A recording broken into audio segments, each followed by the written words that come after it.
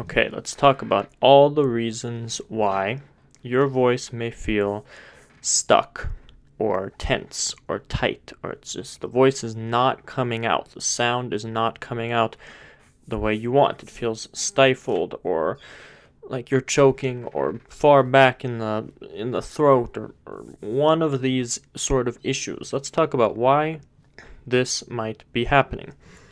So it's a multifaceted, is that how you say it? Multifaceted issue. There could be many causes to it. It's not just one cause. There could be a wide variety of different causes, and this is the place to go for all of the knowledge, everything you need to know about Byzantine music, because I did not just sit and read some sort of encyclopedia and repeat it to you guys. Everything I am telling you, it's from experience. It's from personal experience that I went through learning myself. So that's how I'm able to, teach you. So, what are all the reasons why your voice is going to be possibly tense or tight, right? So the first thing is you're not using your breath support. You're not using your breath and your breath support, and you're relying instead on these muscles of your throat. So when we chant, when we use our voice, we have to involve our breathing muscles. We have to take a deep breath, and we have to involve what we would call the diaphragm right here, and we would have to breathe deeply in a way that creates a sort of anchoring, a sort of support that allows us to control our tone and to project, to do all of these things that we need to do.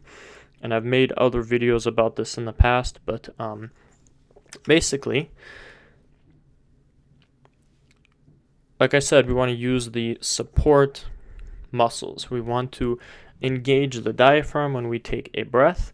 And engaging the diaphragm, like I've said in other videos, can feel almost like a miniature cough. You feel something kind of come out here, or a hiccup. You feel something kind of jump out. That's kind of your diaphragm, right? And the original word that is used is appoggio. And appoggio does not mean support. Everybody calls it support. It actually means to lean. The Italian word appoggio means to lean something. So you're basically leaning your breath against your diaphragm. That's what that sensation is, and that should be maintained the whole time you are chanting. And you want to feel the breath deep below the belly button, basically. And that gives you along with the diaphragm, gives you your breath support. And everybody has slightly their own style, their own way of supporting their voice, but regardless, you need to be using your diaphragm and breathing deeply. So then this area does not have any work to do. This area can relax, like it's on anesthesia, like it's just dead, right? But if you're not doing the work down here, if you're not doing what you're supposed to do with these breathing muscles, then what's going to happen is this is going to have to take over and do the work, and then that's not how our voice is supposed to work. So it's going to tense up, and it's going to, you might have trouble in this case with getting your voice out, projecting, and the higher notes, especially because everything's going to tense up. Or you also might feel it stuck back in the throat. We don't want it back in the throat, we want it up here. The second reason, and this is a bit of a different sort of subject, is how we think of our voice, how we think of chanting, and specifically thinking it's really hard or being afraid of certain things, being afraid of a high note, for example, overthinking things, thinking it's just this complicated thing, getting nervous.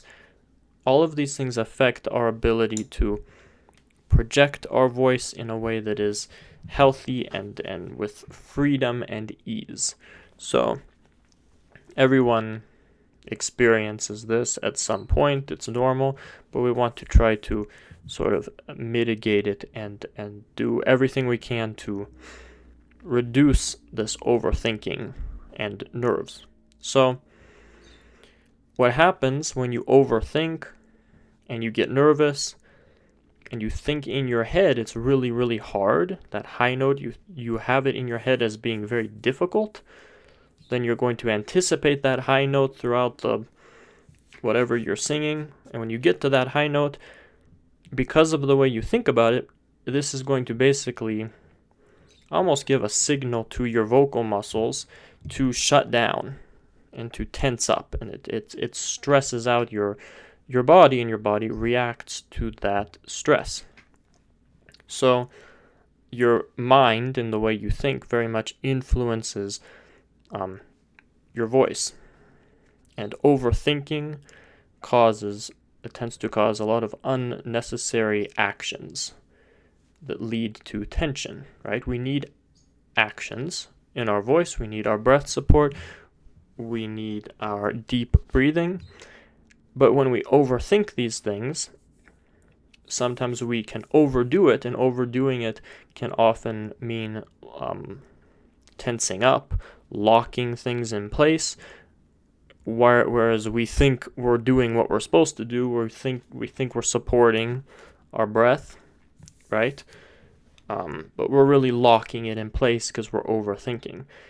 And in this case, it's often the best idea to kind of reduce, kind of step back and undo some things instead of thinking about what actions you need to do. Am I supporting my breath? Am I doing this or that? In this case, it's best and I'm going to get into this in more detail in a second, but it's best in this case to almost step back and undo. Think of undoing instead of doing. What can I do less of, right? And it can also go the other way. So you can be overthinking about, let's say you've heard in the past, you've heard me say, don't push, right? I always say that, don't push on these throat muscles. While that's true, you also need to chant with energy, with a sort of support, a sort of pressure. The breath support often will feel like a sort of pressure. It's down here, right? And we're not pushing down here, but we do want some action going on down here. So often some people will be underdoing it, if that makes sense, because they don't want to push. So they just kind of don't do anything down here. Well, still, you're actually giving tension up here, causing tension up here, and causing this area to have to compensate if you're not doing the work down here. The breath support should feel like almost a sort of pressure. Some call it a counter pressure, where perhaps you have your lower abs tucked in a bit, and you have the back muscles engaged and the diaphragm engaged, and it creates this almost pressure or compression for the voice. But it shouldn't be pushing. There's a balance between too much relaxation here, or inaction, and too much rigidness, and you want to be right in the middle. It's all about coordination, and with practice you will get the right coordination. You want to not be too far on either side. And on the same note, basically, some people will be overly cautious in general. Like they'll be overly cautious to they don't want to do anything wrong. Like they've seen these videos, and being overly cautious can take different sort of forms. Sometimes it's that you see these videos and you don't want to damage your voice, you don't want to do something incorrectly, so what you'll do is you'll just be very careful about each note and how you use your voice, and you will, again, maybe not be doing the support correctly. Or in being so cautious, you are actually, it's backfiring because you're tensing up so much in fear of doing something wrong, in fear of pushing, right? So you don't want that. You have to be aware and cognizant of that side of things as well. You don't want to be careless and reckless and if a high note is not coming out, you just push harder. That's not what we want to do. But on the other hand, you don't want to be so cautious and so careful that you're afraid to let the voice out. Some students, some people are cautious maybe because for various reasons. Sometimes it's people that live with other people and they don't want to be overheard, right? That's very normal to just not want other people to hear you while you're practicing. And this causes you're not letting your whole voice out and it's going to feel stuck. So just keep in mind, there's many different causes. These people that are like, oh, if you have this problem, you have to do this. It's more complicated than that. There could be many causes. And I know this because I've experienced it I've experienced it myself. And speaking of which, if you are struggling with any of this, or if you want to learn Byzantine notation, learn to chant correctly, not westernized or any of that stuff, you can click the link, and in the description you could schedule a free lesson with me through Zoom in a format or on a sort of schedule that works best for you and for your personal needs. I work with people who are busy. They don't have hours a day to learn this stuff, but they still want to learn in a way that works best for their schedule and their goals. So if that's something that interests you, you can click the link in the description. You can schedule a free lesson. So, along the same lines of sort of the psychological, I guess, aspect of this, always think of the high notes, because a lot of people, they have trouble with the high notes, especially when we're talking about it feeling stuck. The high notes should always be at eye level. Think of that psychologically, right? If you're chanting something and you've got an ipsili. An ipsili is like up 4, or even more than that. You've got an up 6, up 7. Or an ipsili can also be up 5, depending on what side it's on. If you've got up an octave, go up a full octave, whatever it may be, it's just at eye level. It's just right here. It's not up there. If you think of it up there psychologically, you're gonna have issues. It's just right here, because what you do with your voice is basically the same. Basically. In other words, you don't need more pushing for the high note. You need possibly more engagement of the breath support. You need maybe a bigger breath, a bit more compression, air pressure. But up here, it should come out with ease. So just remember, it's not supposed to be super hard to get a high note out. It's just that you're doing it wrong. But that's okay. With enough practice, you will do it correctly. You will learn to do it correctly and with ease. It shouldn't be difficult. It shouldn't be this challenging thing to get a high note out.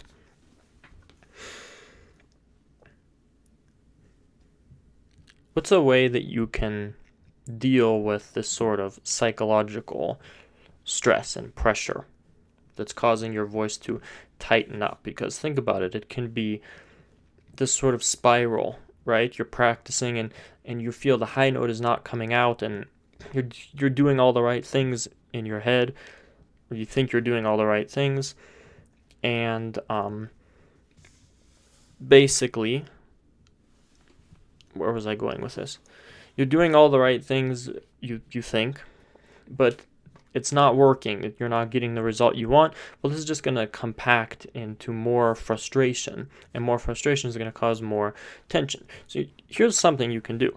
Step away from your practicing. Step away from whatever, and literally go and engage your mind with something else. This sounds silly, but it will work, depending on if this is the issue that's causing the voice to tense up.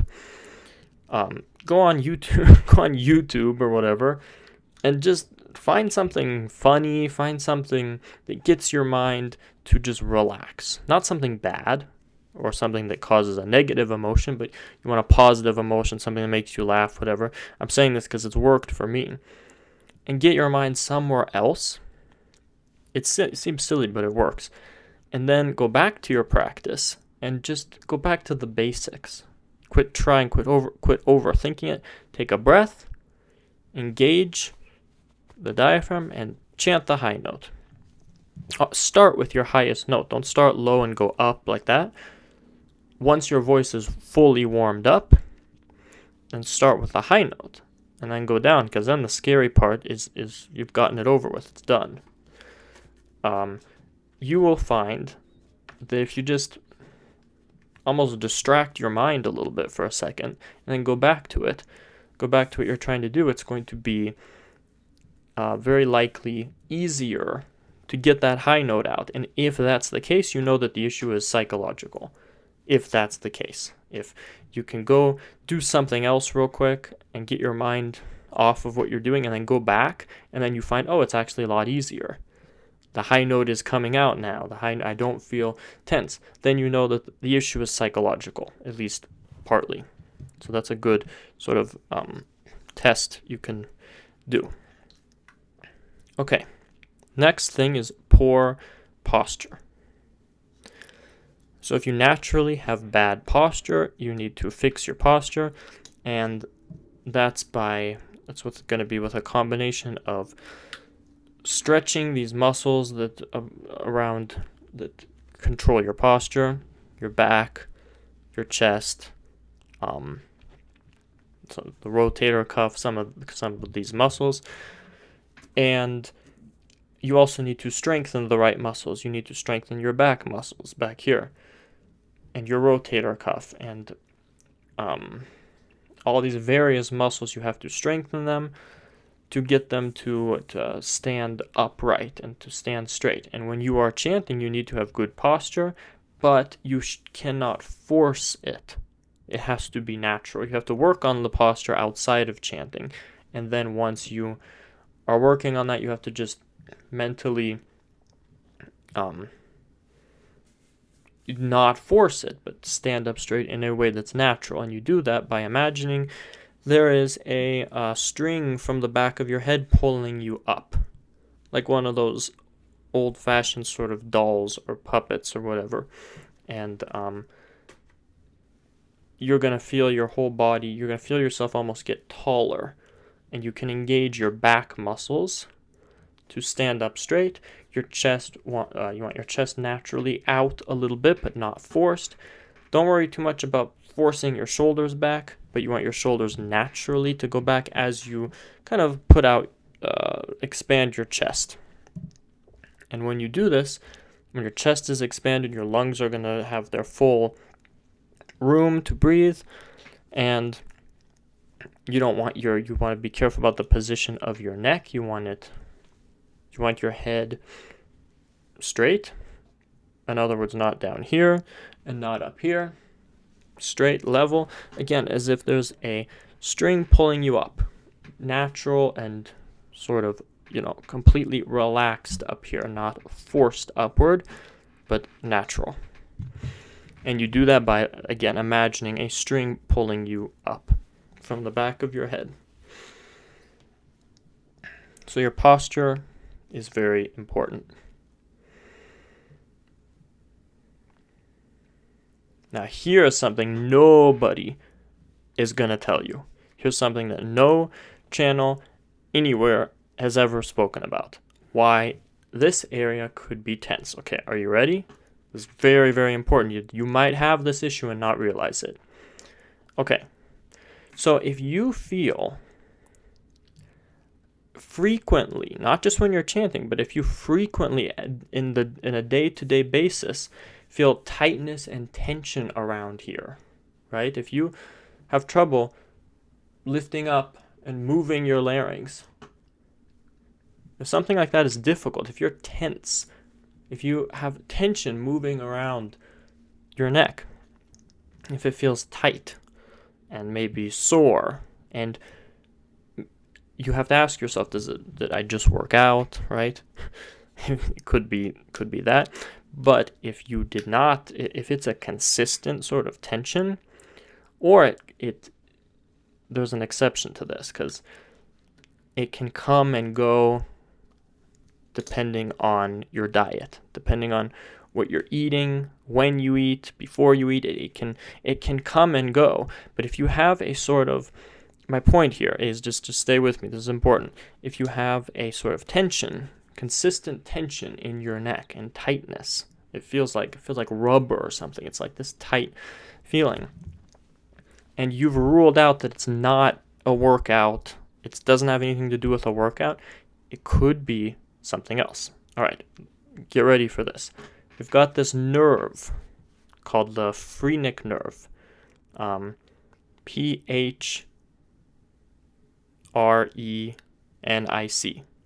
I think. Phrenic nerve. You can look it up. And it's this nerve on both sides of your body.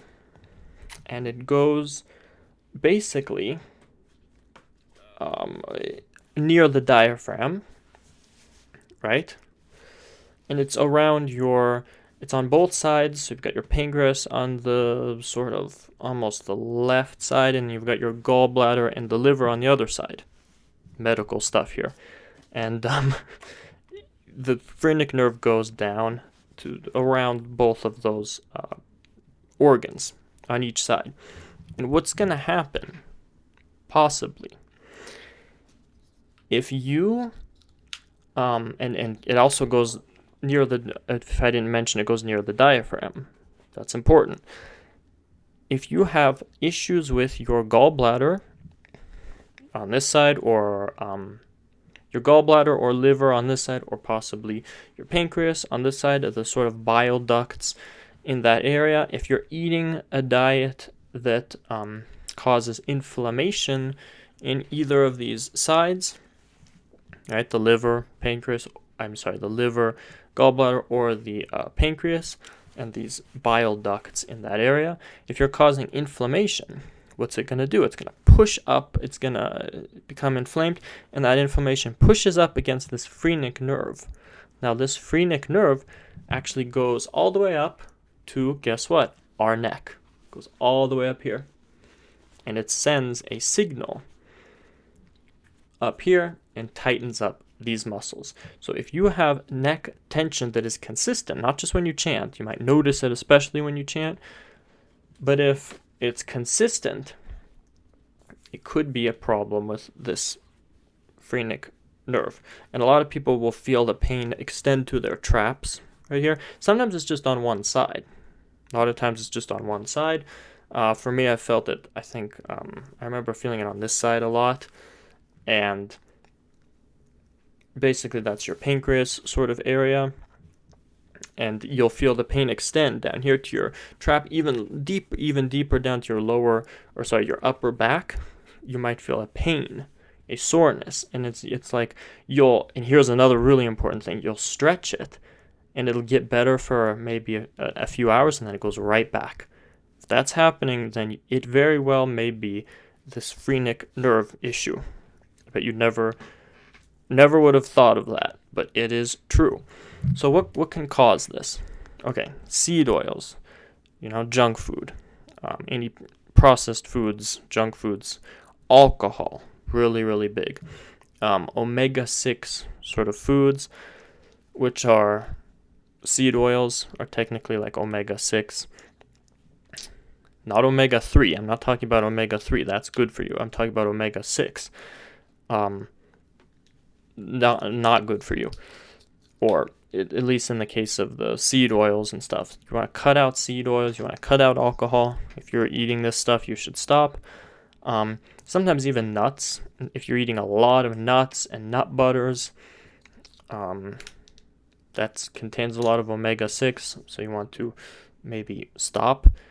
And another thing is like excessive, if you're eating too many fatty things, sometimes it can kind of make a sort of blockage in the gallbladder area or the pancreas sort of area, the bile ducts in this area. And again, that's going to push up against this phrenic nerve and it's going to go up here. What's a solution besides, cutting out these foods? First of all, change your diet, stop drinking alcohol, stop eating junk, and you can also try dandelion leaves. Dandelion leaves, you can buy them at the store. You can eat them raw, maybe in a salad, or you can cook them lightly. Beets are good. Lemon juice is good. Apple cider vinegar. And you can also try this thing I've talked about in the past. It's called Tudca. Tudca. Tudca.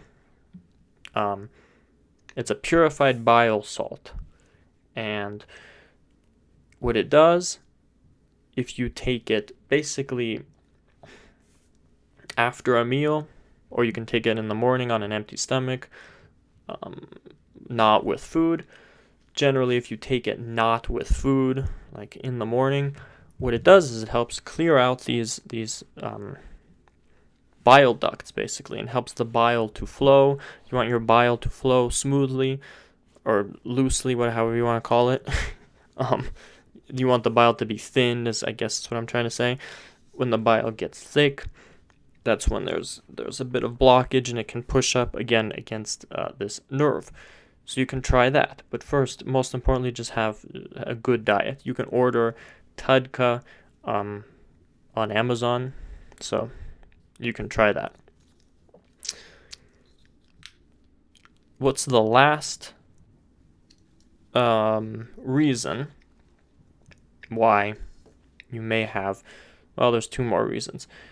So one of them is you let's say heard that you should open your throat when you sing, right? And you might be having issues. It might be backfiring because you're trying to open your throat, but you're doing it the wrong way because everybody gives you wrong advice. So what do they say? They say, open your throat like you're gonna yawn. Well, when I yawn, I feel a natural yawn. I feel it down here. If I yawn, but what happens if I try to mimic a yawn? I'm trying to move my larynx and it's stuck. Well, that can't be good. Right? My larynx should be free. I should be able to move my larynx, because when we sing, our larynx moves. Especially in Byzantine chanting, our larynx needs to be completely free to do whatever our voice wants to do. But if I yawn, if I'm trying to open my throat and I'm basically doing it wrong, I'm trying to yawn, but it's creating tension, right? The same reason, the same way people try to open their mouth really wide to relax the voice, and it backfires. If I open my mouth too much, again, my larynx is stuck. That's not what we want. So you could be doing it the wrong way when you think you're doing it right. So when the people say to yawn, and that opens your throat, that's not what you want to do. Think of it more like this. The yawn, or the openness that chanters talk about, it's a yawn almost in the upper pharynx, in the sinuses. It's right here. It's not down here. It's not in your trachea. And nobody clarifies this. They go through all this, education and stuff, but then they don't clarify this very important thing. It's not a yawn in the trachea. It's up here in your upper pharynx. Think of it as going outside and smelling a beautiful rose and just enjoying the smell of the rose. Okay, just let me explain. Think of the type of inhalation, the type of breath you would take through your nose. You're going to feel things open up here. That's kind of what we want when we talk about opening our throat. It's not down here, it's up here. And when in doubt, I always say, go back to the complete basics and don't even try to open your throat when you're having trouble. Don't do any muscular action up here if you're having trouble opening the throat. What you want to do is just relax, pretend this whole thing is on anesthesia, use your breathing muscles, and just think of the vowel. Just think the vowel you're trying to chant. And your voice will naturally do it. It should naturally come out, just like when you're talking. When you're talking, you shouldn't have issues with pronouncing vowels. So when in doubt, just go back to the basics and Don't try to shape your vocal tract like people say, shape your vocal tract for the vowel. That's dumb, because you're just gonna tense things up. You can't see your vocal tract. I don't know why people say that. Just think the vowel. Think the vowel that you're trying to pronounce, right? And along the same lines, the last thing is basically what I was saying. You're over involving your throat muscles in an effort for diction. Diction is basically articulating, pronouncing your vowels and consonants correctly. And choir teachers, they teach people sometimes to open their mouth really wide for the vowels, like ooh or e, and basically making weird shapes with your mouth to pronounce the vowels. That's not how you talk. Nobody talks like that. So why would you sing like that? When you make all these exaggerated weird shapes with your mouth, you are actually causing tension. The real diction and pronunciation, you can see me talking right now. I'm not having an issue pronouncing things, right? In order to pronounce the vowels and consonants, the tip of my tongue is touching the roof of my mouth to create certain sounds, right? I'm not doing anything down here. It's just the tip of my tongue is used to create certain sounds, and sometimes my lips need to touch, right? But that's it. There's no need for exaggerated shapes of the mouth. So if you're trying to pronounce certain things and you're moving your mouth in a weird way, you're actually just creating tension. Just relax. Go back to the basics and just think the vowel. Just think the vowel you're trying to pronounce, and your vocal tract, your voice will naturally do what it's supposed to do. So, if you are trying to chant and the voice just feels stuck, I can guarantee you it's one of these things that are wrong. Could be a combination of a few. You have to try and try again to figure out what it is for you specifically that's causing the issue. And you need to work on it until the voice naturally comes out and it's free and it comes out with ease. So I hope this was helpful. God bless you.